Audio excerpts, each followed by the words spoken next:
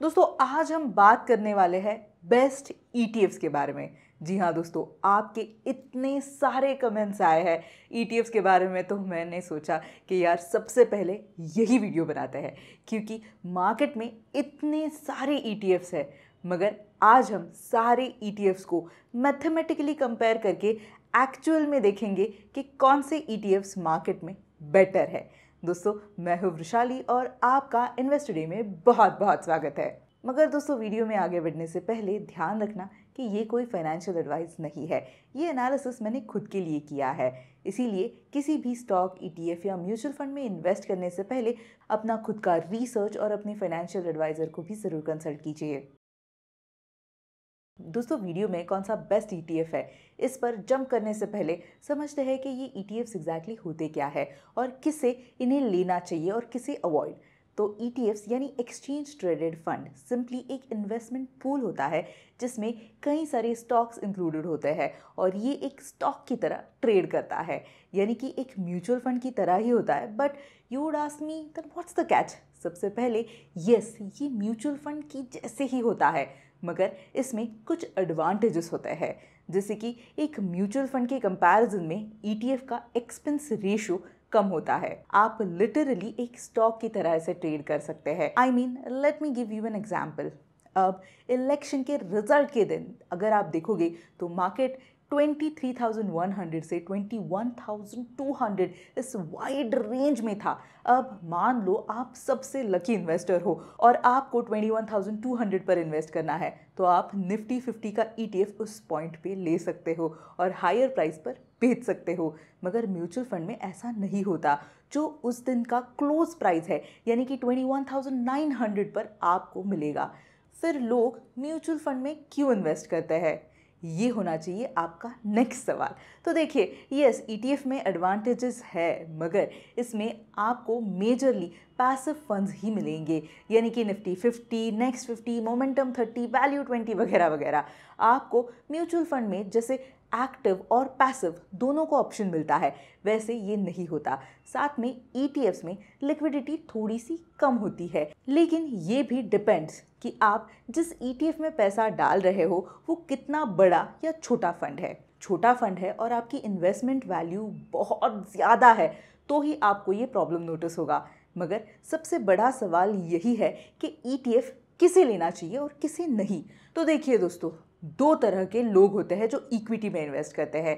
एक जो actively stocks में इन्वेस्ट करते हैं और दूसरे जो बिल्कुल भी स्टॉक्स में इन्वेस्ट नहीं करते, सिर्फ और सिर्फ म्यूचुअल फंड लेता है। तो सिर्फ एक्सपेंस रेशियो ईटीएफ का कम है, इसीलिए अगर आप म्यूचुअल फंड से ईटीएफ पर शिफ्ट हो रहे हो तो मेरे हिसाब से आपको एक बार ज़रूर सोचना चाहिए, क्योंकि अगर आपको एक ईटीएफ लेना है तो आपको एक डीमैट अकाउंट की ज़रूरत होगी, फिर उससे रिलेटेड चार्जेस वगैरह भी होते हैं।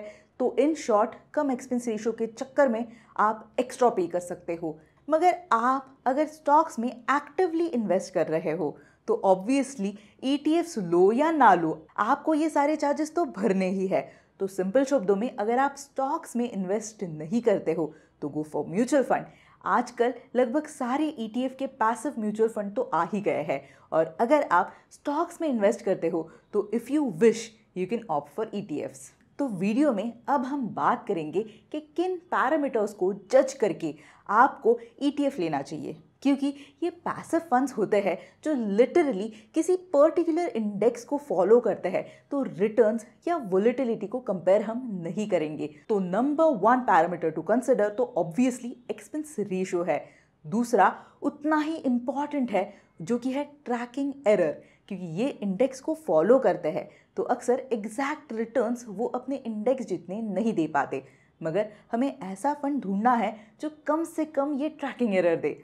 और तीसरा पैरामीटर है टोटल मार्केट कैप। मगर हम इन ईटीएफ्स के बारे में इतना रिसर्च करते हैं, एनालाइज करते हैं कि उसकी करंट वैल्यू क्या है, फेयर प्राइस क्या है, मगर जब हम एक घर लेने के बारे में सोचते हैं तो ईटीएफ्स या स्टॉक्स की तरह उस प्रॉपर्टी का क्या सही प्राइस चल रहा है, ये पता करने के लिए तो अलग अलग लोगों से पूछना पड़ता है। एक सेलर आपको कुछ रेट बताएगा, वही दूसरा कुछ और। एज अ रिजल्ट हम कई बार यहाँ वहाँ भटकते रहते हैं और एक्स्ट्रा पे कर देते हैं। लेकिन इस प्रॉब्लम का अल्टीमेट सॉल्यूशन आया है प्रॉपवर्थ बाय मैजिक ब्रिक्स। ये एक पहला ऐसा यूनिक टूल है जहां आप किसी भी प्रॉपर्टी का सही प्राइस जान सकते हैं। प्रॉपवर्थ एक इंस्टेंट प्रॉपर्टी वैल्यूएशन टूल है जो डिजाइन किया है to help property buyers and sellers to know the estimated price for any residential property. जैसे कि अगर आप नोएडा में घर ढूंढ रहे हो तो आप अपनी अपनी पसंद की प्रॉपर्टी की एक्यूरेट वर्थ चेक कर सकते हो as per the specifications you put in. साथ ही में आप एडवांस फिल्टर्स जैसे property directions, view from the property और एमिनिटीज को यूज कर सकते हो to enhance the accuracy of the property valuation. 15 years of extensive data use किया गया है with advanced machine learning algorithms to calculate the estimated worth of properties with 98% accuracy. आप इस पे सारे मेजर प्रोजेक्ट्स अक्रॉस 30 सिटीज का valuation check कर सकते हो। सो विथ प्रॉपवर्थ बायर्स और सेलर्स दोनों ही वेल इन्फॉर्म्ड डिसीजन क्विकली और कॉन्फिडेंटली ले सकते हैं। तो अगर आपको भी किसी भी प्रॉपर्टी की राइट टू वैल्यू जाननी है तो डिस्क्रिप्शन में दी हुई प्रॉपवर्थ की लिंक को क्लिक करें एंड आज ही ट्राई करें और अपने रिजल्ट शेयर कीजिए यूजिंग प्रॉपवर्थ मनी टॉक्स। सबसे पहले तो सबसे पॉपुलर इंडेक्स से शुरू करते हैं दोस्तों, जो कि है निफ्टी 50, यानी कि इंडिया के टॉप 50 लिस्टेड कंपनीज। अब एक्सेल शीट में मैंने सारे ETFs का डेटा कलेक्ट किया है और उसमें से मैंने निफ्टी 50 को फिल्टर आउट किया है और अब हम करेंगे एनालाइज उसे। तो सबसे पहले एक्सपेंस रेशियो को लोवेस्ट टू हाईएस्ट सॉर्ट कर लेते हैं, फिर एवरेज निकाल के कलर कोड कर देते हैं, जैसे कि डार्क ग्रीन बहुत अच्छा, फिर लाइट ग्रीन अच्छा और येलो ठीक ठाक और ऑरेंज नॉट बैड के लिए। सिमिलरली ट्रैकिंग एरर और मार्केट कैप दोनों के लिए ऐसा ही कलर कोड कर लेते हैं और आखिर में कंपेयर करके हमारे पास 3 बेस्ट निफ्टी 50 के लिए ETFs है।